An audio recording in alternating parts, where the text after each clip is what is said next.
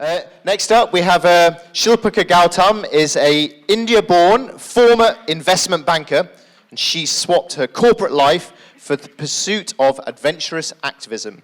She has just completed the first ever stand-up paddleboard descent of the River Ganges from source to sea, using adventure as a way to advocate for the importance of clean water. She also believes that leading a world's first expedition, especially with a team of all boys, and in a country like India, is really not much different from being on the trading floor of a bank. So please welcome Shilpika.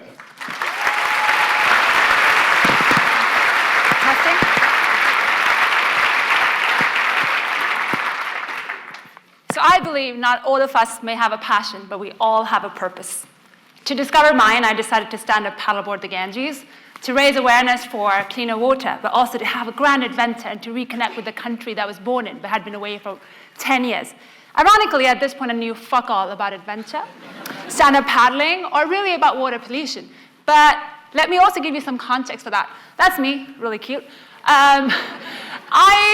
When you grow up in India, the idea of adventure, the idea of accomplishment is consulting, investment banking, all of that. By that measure, I'm a legend, and a douchebag was saying just that. But I decided if something was going to change, I had to do something massive. So I decided to paddle from the top of a glacier down to the bottom. Everyone told me I was going to be raped, murdered, kidnapped, maybe all of that, maybe hopefully not all together.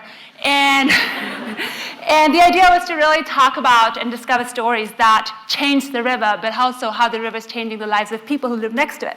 So I Googled how to plan an expedition. Al's blog came up, actually. So I figured I'll need a team, I need some equipment, I would need sponsors, I definitely wanted a partner on the ground, and I needed money, and a lot of recklessness, and definitely some practice on the water. So I did all of that, and with all of those things in place, I got myself to the mouth of the river. This is the Gangotri Glacier where the river starts. Now the hope was that somehow, using a human-powered mean and definitely a paddleboard, we would get ourselves about the 3,000-kilometer journey to the very end. Things don't always go as planned. It was fucking horrible. It was terrible. The trek was terrible to get to the water, but as long as you look really cool, that was the point. And that is really cool and really awesome because that was the only time we were standing on the boards. We had no idea how to stand up paddle white waters, but coolness rules. And somehow, body surfing, swimming, we got ourselves into the lap of God, literally. So this is a really special slide because you can literally paddle into this congregation of people who worship this river, but the very people who also pollute it. And to go in here and to understand how people work and how religion can change the environment was really special, but also we needed divine blessings for what was to come, which is the Ganges obstacle course, which you're about to see. Now the Ganges at any point can be 10 to 35 kilometers wide. When you've never done an expedition, navigation is a challenge, but also you don't really want to get stuck in a dodgy part because the floodplain is about 8 kilometers wide. So how are you going to get your food? How are you going to get your water? All of that becomes really pertinent. One of the things that people always ask me, did you ever fall in? I did, but not there. That is the side that greets you every single time you go into a city. There is this massive sewage emptying a city's full of shit right next to where you are. The stench is unbearable, but that's also the reality of how people live their lives. And it's not what any adventure should look like. But then that wasn't enough because we had the fog. We had this fog for 3 weeks. It was miserably cold. It was terrible. And then you had these really dodgy boats all around, and you would just kind of stand there and be like, oh my God, where is it coming from? I don't really want to fall in. This is not good. And that's just reality of not knowing what might hit you, weather or capability-wise. And then there is my nemesis. That is a barrel bridge that is often full of whirlpools right there, really dodgy ropes and all of that, and I fell in quite a few times.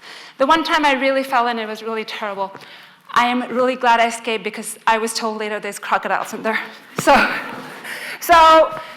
the other beautiful thing about India, which is shocking and amazing at the same time, is that there's no privacy. There's people everywhere. They're curious. They want to know everything from how you shit to what you eat to like whatever. There is just no space, but also people who are just wonderful and resilient, who have absolutely nothing. And they're full of life. This I love because first, there's no women in there. And these guys were at a cremation just there, But it was so fascinating for them to see how we were setting a camp that they left a burning or half-burned body right there. Curiosity is amazing. So when I couldn't find the women, I figured I had to go and knock on their door and really understand how the other half of the world lives. And that is the beauty of being a woman on adventure. It opens up a huge segment of women or people that you would just never access otherwise.